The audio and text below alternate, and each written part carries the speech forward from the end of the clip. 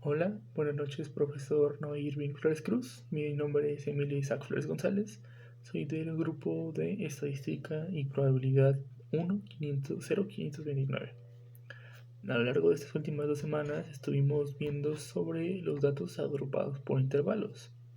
Entonces, en este video resumen que abarca estas 2 semanas, voy a hablar sobre los mismos, sobre los datos agrupados por intervalos. Iniciamos con la pregunta de cuál es la diferencia entre los datos simples y los datos agrupados por intervalos.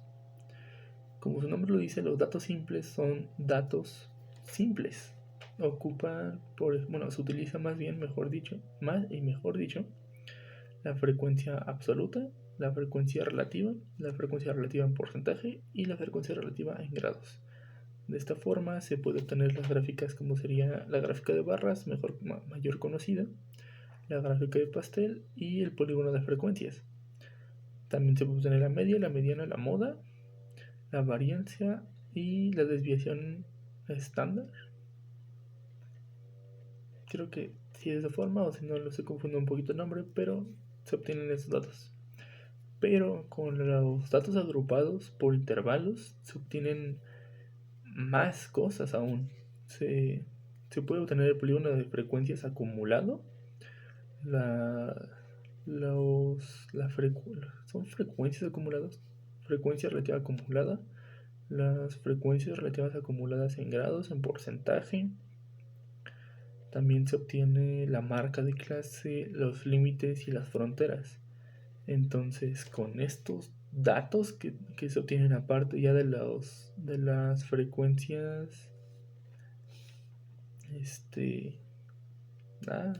se me fue el nombre, de las frecuencias absolutas. Aparte de esas frecuencias absolutas y de las frecuencias relativas normales, se obtienen también ahora estas frecuencias relativas acumuladas.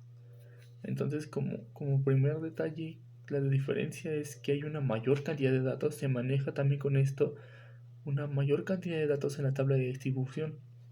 También se obtiene, por ejemplo, una nueva gráfica que es la de polígono de frecuencias acumulada, también llamada ojiva, creo que se le llama de esa forma. Entonces se maneja ya una mayor cantidad de datos y ya es un poco más específico lo que se quiere obtener. La segunda pregunta es ¿cuáles variables se pueden analizar con los datos agrupados por intervalos? Las variables que se pueden utilizar con estos datos, como ya lo decía, son los datos acumulados. Los datos acumulados ya sea en grados, en porcentaje, así solos, pero también se manejan los límites y las fronteras, que los límites de las fronteras es obteniendo una amplitud. Con esa amplitud se la sumas a tu dato más bajo y se la va sumando hasta llegar a un punto en el que casi ya estás obteniendo tu dato más alto. En tus datos de la muestra, en el más bajo se le suma la amplitud hasta llegar al más alto. De esta forma se obtiene el número de clases y con esto puedes ir especificando ya más con los datos que tú tienes, saber qué datos van en cada clase.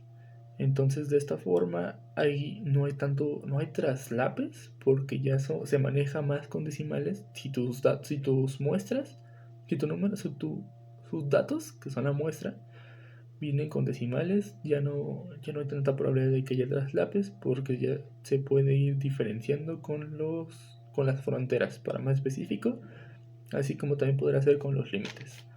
Pero ya se manejan más tipos de datos que te van a ir ayudando a clasificar esos mismos datos y obteniendo con esto mismo diferentes y una mayor cantidad de información acerca de tu muestra.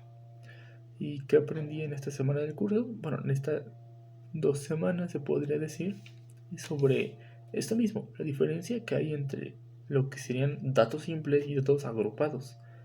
Entonces, ya se puede decir también que ya aprendí sobre cómo obtener estos datos acumulados, sobre cuáles son las ecuaciones que se utilizan, que no son muy no son muy diferentes a las de datos acumulados, relativos acumulados, a las de datos relativos.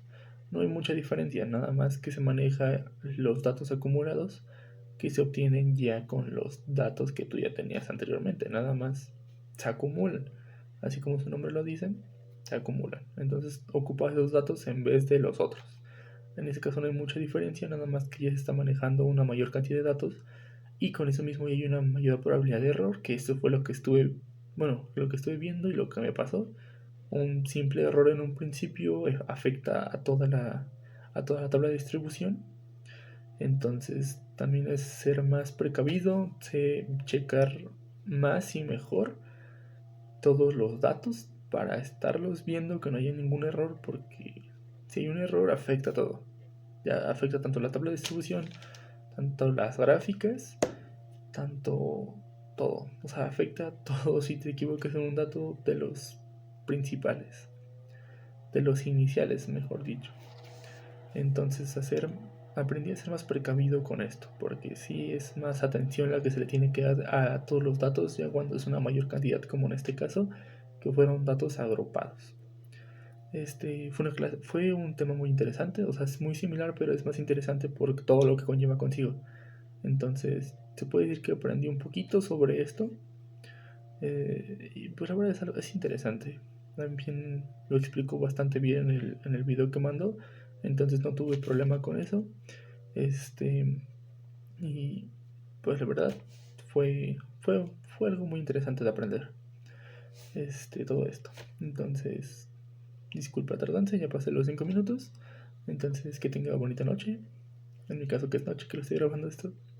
Entonces, que descanse, profesor. Muchas gracias. Hasta luego.